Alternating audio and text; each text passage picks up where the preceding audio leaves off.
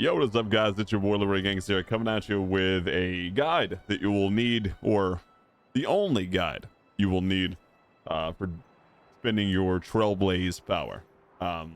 You unlock this like as soon as you get to the first planet, which is like around like Trailblaze level like 10 to 14 or something like that, maybe even earlier. I can't remember. But as soon as you come to this planet, you'll touch down, come over here, and you'll interact with this thing. It's a calyx. Which is your main spender, especially for early game, that you'll have for your Trailblaze power. What I recommend, these guys level 16, and even if you're under leveled from these guys, you can just like slam 6 of these times, like go get something to drink, come back, they'll be dead on auto battle. It's pretty nice. Early game, I definitely recommend just spending your stamina on EXP, because that's the highest power that you can get. Period, in the game. It gives you base stats, which makes every other piece of equipment that much better. So early game, this is the only way you can really get these, other than quest rewards too.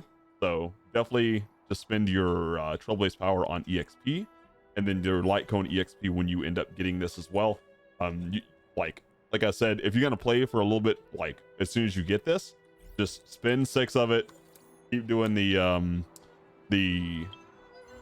main story quest, and then you'll come to the second calyx, which is your light cone. Get those maxed out. It's just going to make your time that much easier, especially if you're like planning to do the like challenge mobs as soon as you get to them and stuff. Just for clearing out story stuff, really easy, right? You can just auto battle your way to victory if you wanted to. That's what you're going to be doing between like Trailblaze level like 10 to 20. I'm currently 37, so I'm going to take you guys from early game all the way to what I'm currently doing and preparing for level 40 and beyond.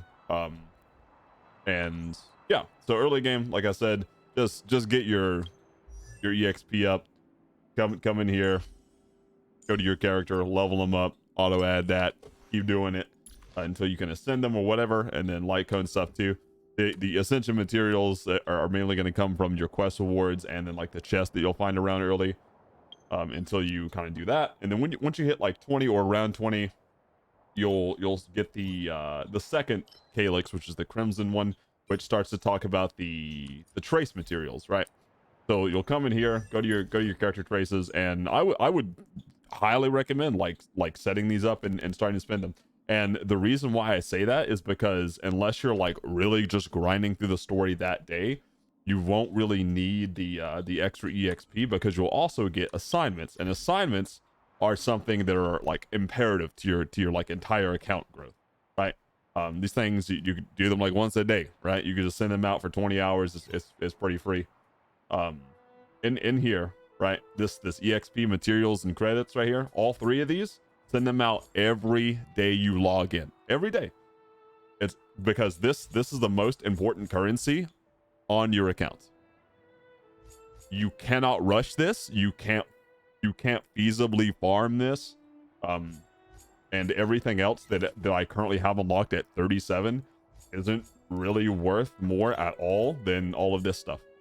So every day you log in, do these, try to get the characters that it says, right? The recommended paths, and you'll be fine. You'll get extra rewards, do whatever, right? Send all 3 of these out.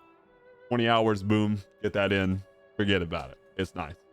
Right now I currently have 4 assignments. You'll start off, I think, with 2, I think. So just prioritize the EXP and then the light cone, and then do, you know, credits when you get 3. When you get 4, you'll start worrying about the character materials. And then when you start worrying about this, you can either find it in your backpack and just do the lowest one, or you can come through, you can click, it says currently owned, right? 151. You'll come through here, see what you have like the lowest amount of, which is, for me, it's this. And then you'll do that with, and this is important for ascending your characters, which I'll talk about a little bit later. But like, again, you hit that around Trailblaze level 20 or so. Just send those daily assignments out, you'll be good with it. As you're like going through level 20 as well, you'll max out your characters. If you need to farm some EXP, right, if you want to do it as soon as you hit 20, that's fine. Just again, come back to this one. These 2 are like the most important ones that you'll do until you get that kind of stockpile up from your assignments, if you're not doing this over the course of a couple days.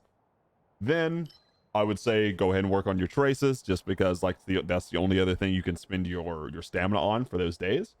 And then once you hit Trailblazer level 30, you're gonna unlock Stagnant Shadow, right? I'm not gonna talk about Cavern of Corrosion because this isn't important until Trailblaze level 40. So right now we're on 30.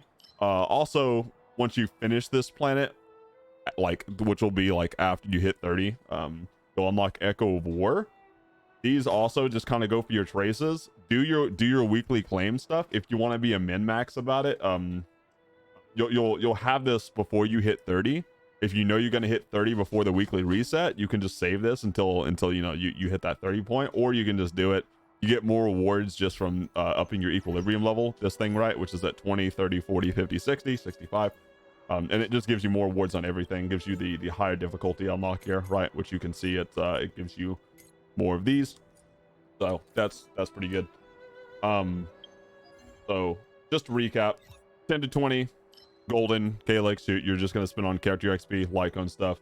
When that 20 to 30 mark, again, prioritize leveling your characters in your Lycone. That's the highest amount of power that you can get in the game, period.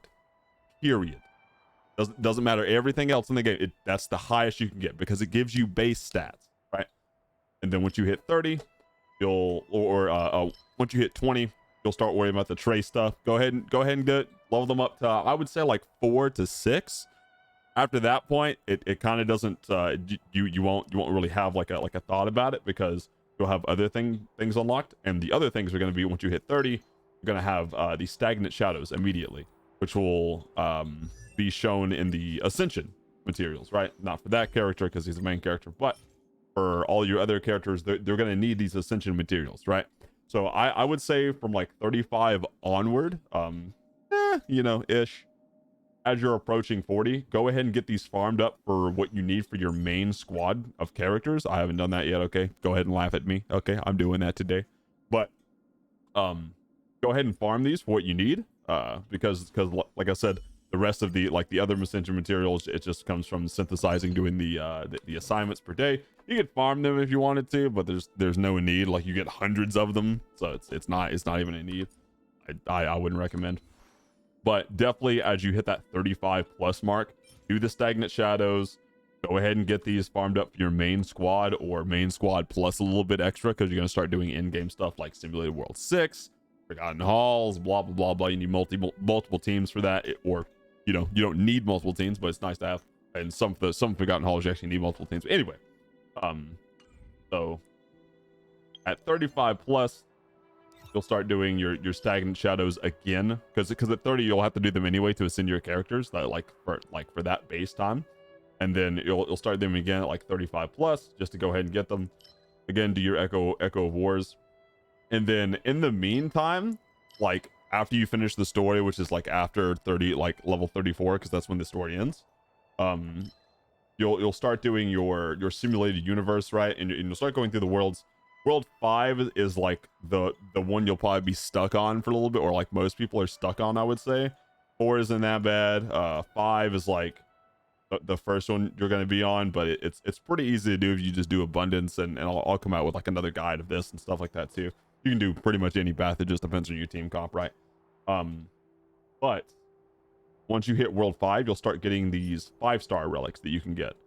And after you kind of spend it on getting your characters up, right? The EXP, getting them like that. The traces, I wouldn't really worry about too much once you get to Simulated World 5, because this is a higher stat boost than the traces will ever be. Especially for now, like you just can't do it enough. But once you hit 35 plus again, or get to that in-game point, you start doing the World 5 stuff. You'll get these, and this is what you'll be spending the majority of your EXP on, like as far as like per day. And if you're not going to play for a while, or you don't want to do like a simulated universe run that day, you can actually just bank your Trailblaze power up, which is nice. I don't know if this counts for the battle pass thing. I'll check that out right now, like on the video. So right here it says consume Trailblaze power 1 to 50. If I bank this, I don't know if it uses or if it counts for that. So we're just gonna bank it and see. Immersifier, that's what you'll get to unlock the thing, and it does spend it for you as well. So yeah, so it counts for the battle pass stuff as well. And again, you get like 240 of the Trailblaze power a day because it takes 18 hours to fully reset. So you have another 6 hours of leeway time in there, 240 total. So you can either bank up, 8 times 40 of that, or do what you will with it. I again recommend early game, just farm your EXP. After that, go ahead and get your trace amounts because there's nothing else to spend your EXP on at that time.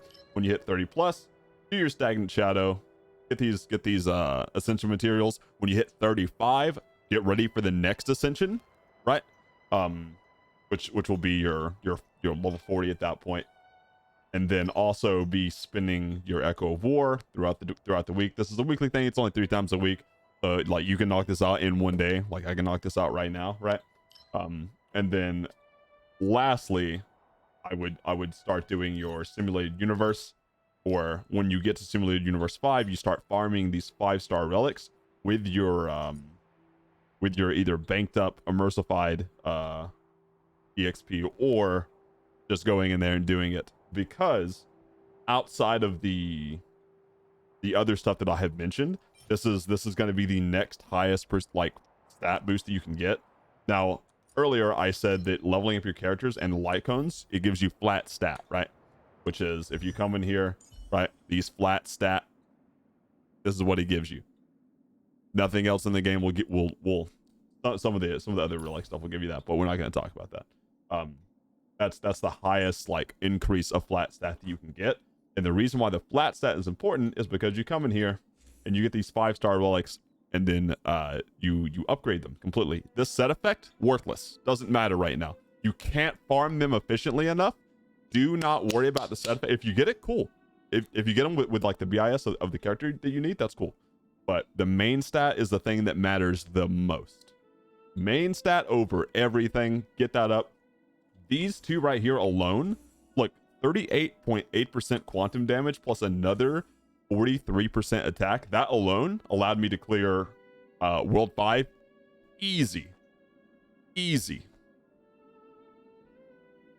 So just farm that up. Once you hit again, that simulated World 5 level, which will be after you finish the main story, or before, if you want to grind it, that's cool too. I enjoy some simulated world. I think it's really fun. And then after that, as you're approaching 40, again, make sure you have your stagnant shadow enhanced material. And then once you hit 40, the Cavern of Corrosion will start giving you 5-star relics. I would still prioritize spending your what do you call it? Your stamina on the planner relics, just because it's what you're going to be in for the most part. And then after you kind of get that and get the leeway, come in here, get your 5-star relics, prioritize main stat. Again, the set effect doesn't matter for now. We cannot farm these enough right now. The game has only been out for not even 2 weeks. So it's something that you'll just kind of do as you're going. And that's what I would say is the least priority over everything else. Other than trace amounts. Trace stuff, I would say you would do very last. This would be what you do very last, or to min-max your characters after you've done the whole what do you call it, because that gives you the smallest percentage increase, which is still a lot, don't get me wrong, but it's again not super enough. Just to recap, 10 to 20, right? You're going to be doing these two right here. I've never had to do the credit one yet. Stuff does get expensive, don't get me wrong, but I haven't had to do it yet. 10 to 20, you'll be doing this. After that, just do your trace amounts because there's nothing else to send it on after your characters are max level. Once you hit 30, ascension material, worry about it again at 35 plus. That way you'll be ready for level 40. And then the rest of your stamina is going to go to Echo of War and the simulated universe, getting your 5-star relic main stat in. And then after that, you'll be looking really good for a 40 plus. Cavern of Corrosion after you get your planner relics too. And that's just gonna make all your simulated universe, your Forgotten Hall run, all that stuff easy, quick, done. You'll stop using cheese stuff at that point, and you'll just be like, oh, what kind of wacky build can I do with this team comp? And then you'll just go in and stomp. It's pretty nice.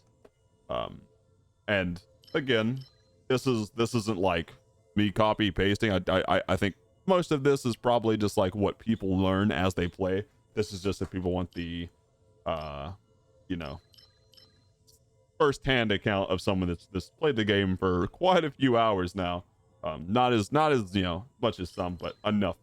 But yeah, that's my expert guide, I would say, of what to spend your Trailblaze power on and how to be efficient with it. You can just dump a lot of time into these trace materials, and it's not worth. It's not worth after you get the other stuff that I mentioned, especially the simulated universe 5+. Just start spending it on this because that percentage increase is huge. Now again, the highest amount of power you can get is from leveling up your characters, right, which you get from your assignments, and then the light cones as well, right? So prioritize those, and then make sure you got your essential materials in check for the next time you hit that next level 10 ding. Get it in easy, not bad. You guys think I missed something?